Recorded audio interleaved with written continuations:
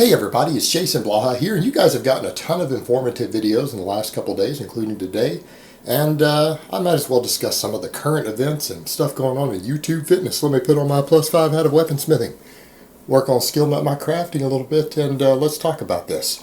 You know what, I was going to leave this alone until Lobliner tried to file privacy complaints against me on YouTube purely for discussing him.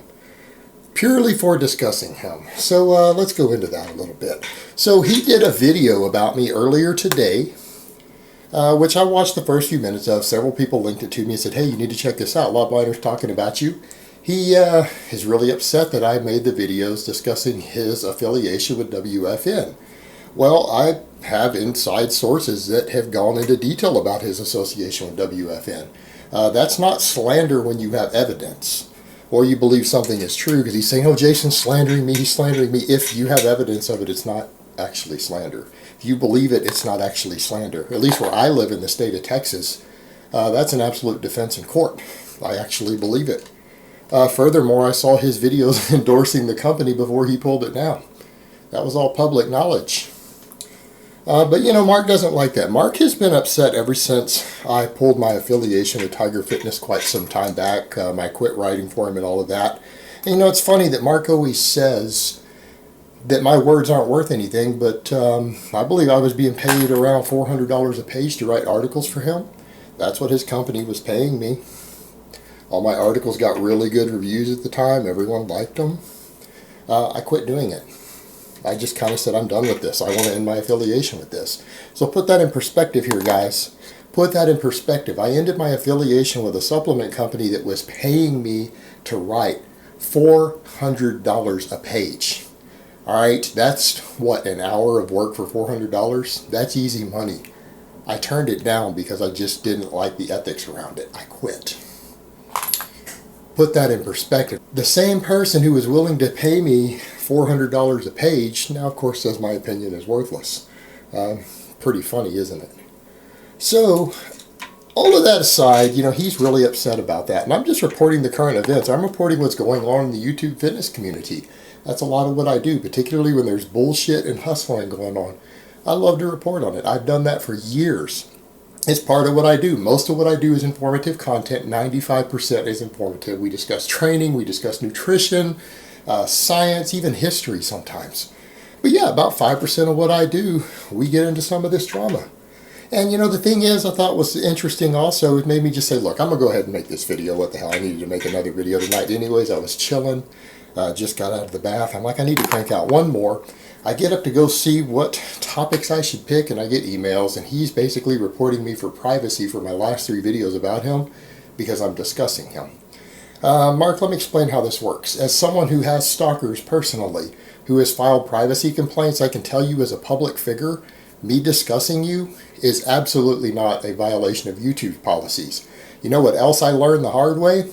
People trespassing and taking photos of you without your permission and then putting them up on YouTube without your permission as a public figure who makes YouTube videos, they won't pull those down for privacy violations. They are not a violation of YouTube's policy. They told me because I'm a public figure that paparazzi style tactics of people taking photos of you throwing your trash away outside, which is what people got photos of me going out to the trash bins, that's actually not a violation of YouTube's privacy policy because you're a YouTube filmmaker.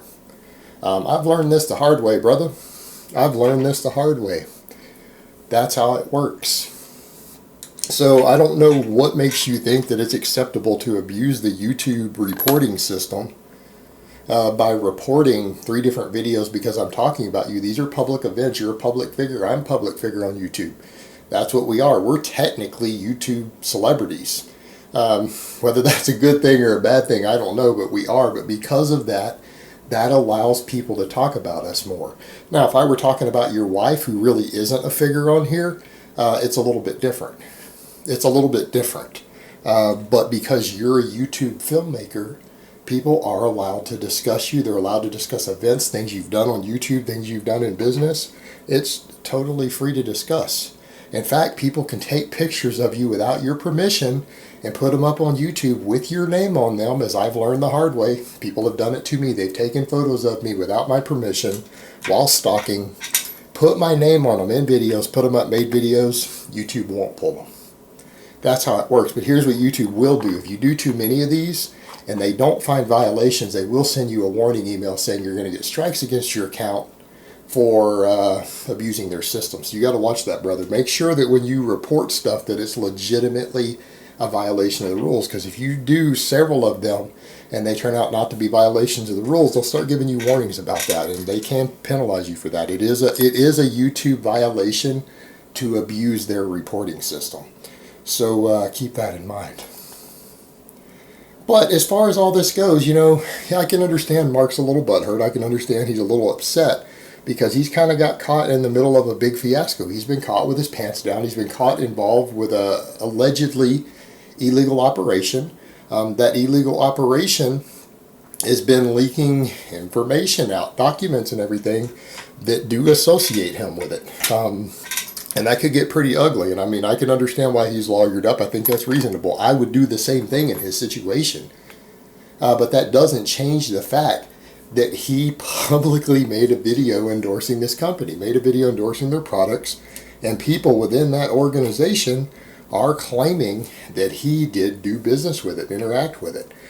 That's just reporting the news and inside info, man. That's not slander. That's reporting information directly from a source. Is news, basically. That's what it is. It's reporting news, and people have a right to report news about current events and public figures out there. We don't always like it, and you know what? People have reported things on me that I don't necessarily like, but you know what? That's their free speech to do so. They can report events going on with me, even if they get them wrong to some extent, and they mess it up, and they usually do. That's just reality, man. That's reality.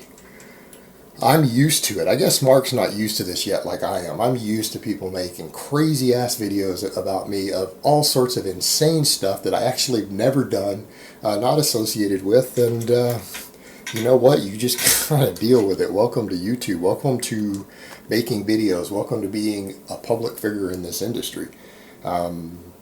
This stuff happens. People are going to troll you. They're going to mess with you. They're going to make videos about you.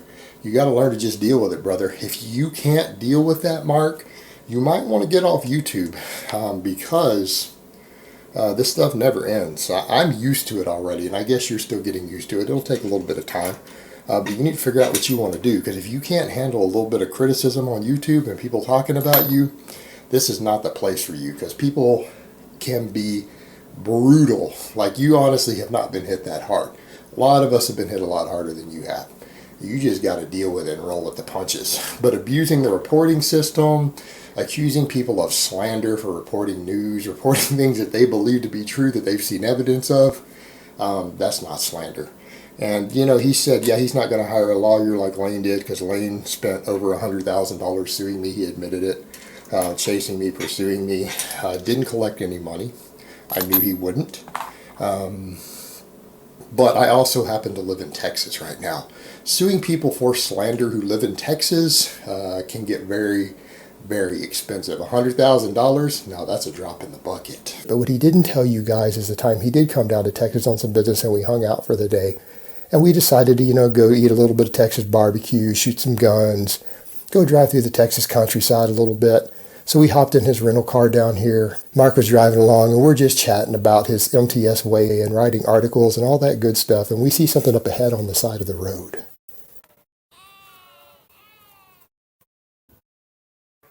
And I'm like, hey, Mark, slow down, dude, slow down. I think that's a goat up there.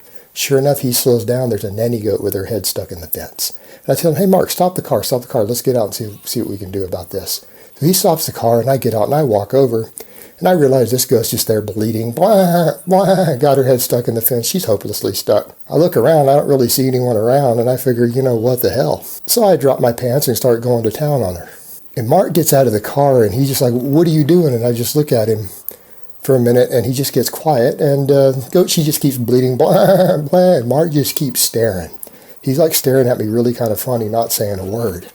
Finally, I kind of get tired of Mark looking at me. And I look over at him, and I go, hey, bro, I mean, you just keep staring like that. Do you want some of this too?